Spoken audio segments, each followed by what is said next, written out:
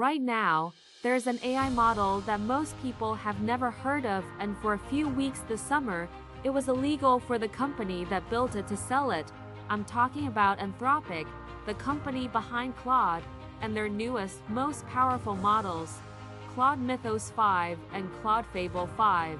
Here's what happened. On June 9, 2026, Anthropic released these two models to the public. They sit above Anthropic's Opus tier, meaning, on paper, they were the smartest AI systems the company had ever shipped. But just 3 days later, on June 12, Anthropic pulled the plug. Access to both models was suspended, not because of a bug, not because of bad press, but because of the United States Department of Commerce. The government stepped in with export controls rules that restrict who can access certain advanced technologies and where in the world that technology is allowed to go.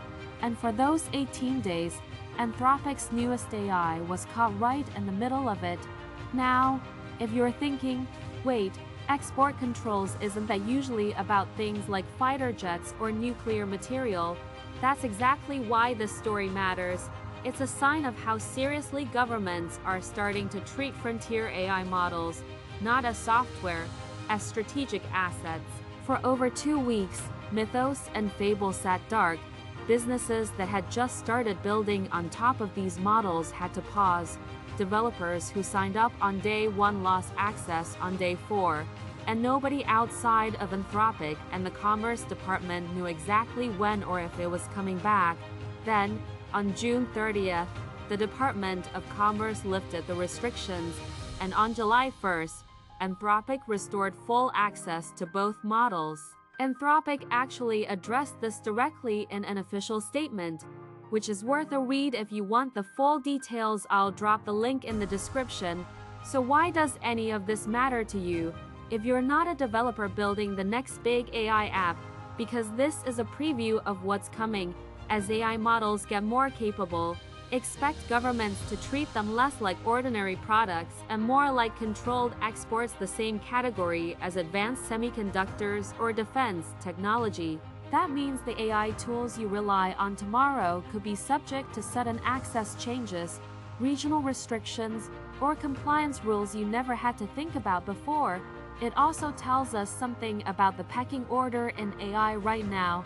Anthropic didn't just add a slightly better model to their lineup, they created an entirely new tier above their existing top-of-the-line Opus models, and called it Mythos. That alone tells you the AI race hasn't slowed down. If anything, it's accelerating into territory serious enough to catch a government's attention within days of launch. So here's the real question. If the most advanced AI systems are now valuable enough to get treated like export-controlled weapons technology, what does that mean for who actually gets to use the most powerful AI in the world and who gets left behind? If you want to stay ahead of shifts like this before they hit the mainstream news, make sure you're subscribed, because this is exactly the kind of story we cover here every week.